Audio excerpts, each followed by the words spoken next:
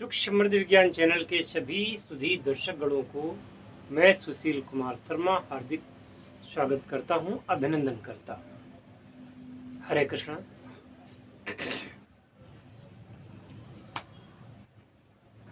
जहां तक साधनाओं की बात है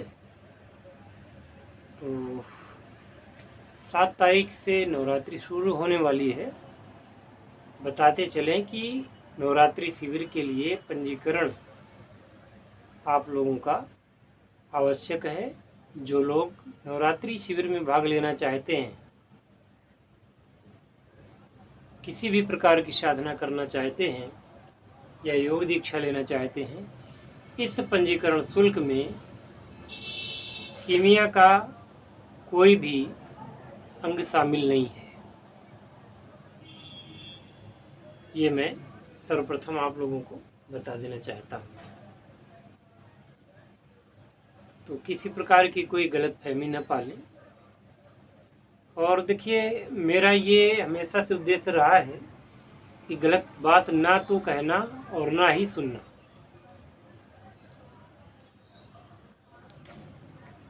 तो बात बाद में बिगड़े, इससे अच्छा है कि वो बात पहले ही बिगड़ जाए,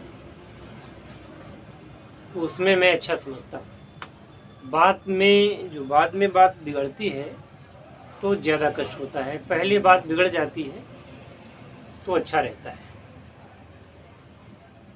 इसलिए बातचीत करते समय या आपसे मोबाइल पर, टेलीग्राम में या व्हाट्सएप पर कन्वर्सेशन करते समय मैं हमेशा ध्यान रखता हूँ कि बिल्कुल विशुद्ध बात हो, जिससे कि आप भी मुझ पर कोई आरोप न लगा सकें किसी प्रकार का। और मैं रिकॉर्ड में रखता हूँ, जो कुछ मैं लिखता हूँ या जो कुछ आप लिखते हैं वो सब मैं रिकॉर्ड में रखता हूँ, जो भविष्य के लिए किसी विवाद कोई हो तो काम में आवे। पहली बात तो मैं ऐसा कोई काम करता नहीं हूँ कि विवाद हो। हर विवाद को मैं सुलझाने का प्रयत्न करता हूँ और यथासंभव मेरी कोशिश ये रहती कि कोई ऐसा विवाद उत्पन्न ही ना होने पावे, पहले ही इतना सब कुछ बता दिया जाए कि कोई आगे विवाद ना हो। फिर व्यक्ति की अपनी चाहत है, वो व्यक्ति हमारे साथ शामिल होता है कि नहीं होता है, क्योंकि ये प्लेटफार्म है। ये ऐसा मान लो कि ये यूट्यूब एक बहुत बड़ा प्लेटफार्म है। इसमें हम इस बात का चयन नहीं कर सकते कि कौन आदमी जो हमारे वीडियो देख रहा है वो सच्चा है या झूठा है, सही है या गलत है। ये नहीं पता लगाया जा सकता। जो व्यक्ति हमको फ़ोन करता है या मैसेज करता है, तब भी हम इस बात को पता नहीं लगा पाते, क्योंकि इतने ज़्यादा लोग संपर्क करते हैं कि उनके बारे में ज़्यादा पहले से अनुमान लगाना उचित नहीं होता। तो कुछ समय के बाद में समझ में आने लगता है कि कौन किस श्रेणी का है, तो फिर उससे दूरियां बना के रखना ही उचित होता है। मैं किसी व्यक्तिगत व्यक्ति पर कोई आक्षेप नहीं लगा रहा हूँ, ये मैं बात कर रहा हूँ कि ऐसे प्लेटफार्म पर जहाँ पर दुनिया भर के लोगों का अपने आप कोई भी कोई चीज़ देख सकता है जो हम अपलोड करते हैं, तो उसमें हम ये नहीं कह सकते कि कौन व्यक्ति अच्छा है और कौन बुरा है। तो कोई भी इसको अपने ऊपर न ले ले, और अगर लेता भी है तो ये हमारे चैनल के लिए अच्छा होगा, क्योंकि वो पहले ही दूर हो जाएगा, हमारे पास नहीं भटकेगा। ना तो हमने किसी से कभी कोई झूठा वादा किया और ना ही बीच में वादा तोड़ते हैं, परंतु आत्मसम्मान ये तो है। कोई व्यक्ति अगर पैसा दे करके मेरे आत्मसम्मान के खिलाफ कोई काम करवाना चाहता मुझसे, न तो मैंने आज तक किया है, ना भविष्य में कभी होगा ये। तो मेरे सुधी दर्शकगण, इस बात को हमेशा ध्यान में रखें। चलो आज मैं बताता हूँ कि चमत्कार कैसे होते हैं। आप जब चमत्कार होते देखते हैं जिसको कि आप ये सोचते हैं कि ऐसा कैसे हो सकता है, वो चमत्कार कैसे होते हैं। चमत्कारों के पीछे दुनिया दीवानी है। कहते हैं चमत्कार तो नमस्कार, और जहाँ कोई चमत्कार नहीं तो वहाँ नमस्कार तक नहीं। तो चमत्कारों के चक्कर में पड़ करके बहुत सारे लोग अपनी ज़िंदगी यूं ही गंवा देते हैं। उन्हें किसी चमत्कार की जो आशा होती है वो उनकी पूर्ण नहीं होती, क्योंकि सच्चा चमत्कार वही है जो परिश्रम से आता है। कहते हैं ना, एक जगह मैंने पढ़ा है, शायद किसी गाड़ी वगैरह में लिखा हुआ था, एक ही जादू कड़ी मेहनत। यानी कड़ी मेहनत ही वह जादू है जो चमत्कार करता है। दूसरा ये कि चमत्कार, लोग समझ लेते हैं कि चमत्कार कोई जादू है, जादू नहीं होता।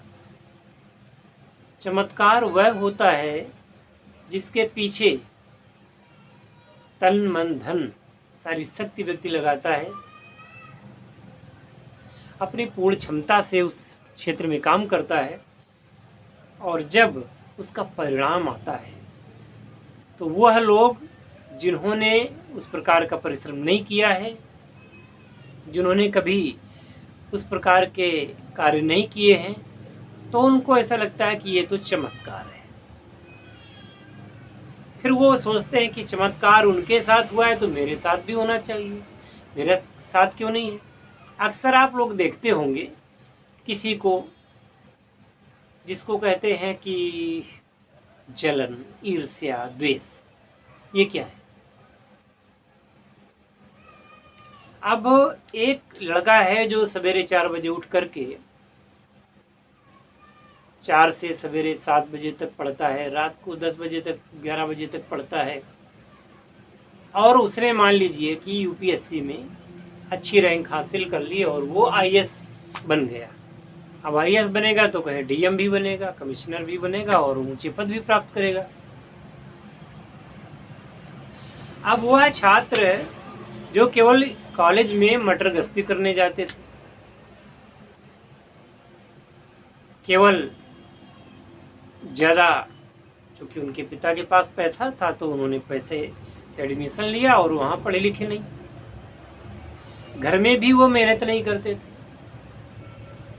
अब जब वो व्यक्ति आईएएस बना जो मेहनत करता था, तो बाकी लोग, चूंकि लोग सोचते हैं कि जैसा मैं हूँ वैसे ही दुनिया है, तो वो उससे बड़ा द्वेष करने लगे। अरे ये तो आगे बढ़ गया, हम पीछे रह गए। पढ़ते साथ में थे, खेलते साथ में थे, एक ही क्लास में थे, एक ही टीचर पढ़ाते थे, और ये कैसे आगे बढ़ गया, हम क्यों पीछे रह गए।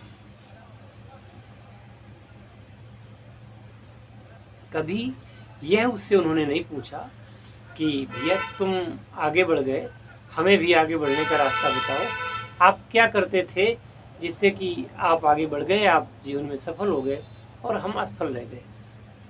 वो नहीं करेंगे। बस अमुक आदमी आगे बढ़ गया, अमुक का घर बन रहा है तो डाह, अमुक ने कार खरीद ली तो डाह, अमुक व्यक्ति ने आगे नौकरी पा ली तो डाह।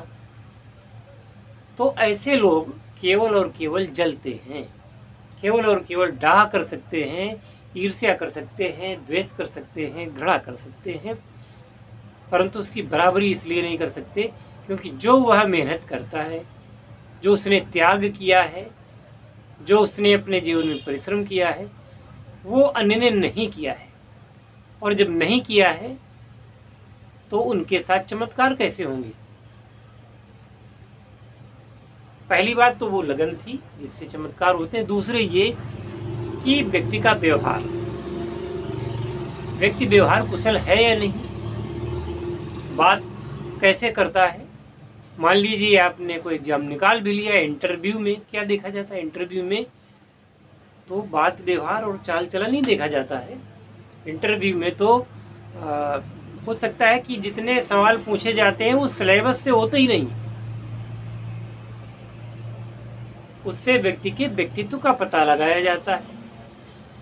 और जो फेल वो फेल, जो पास वो पास।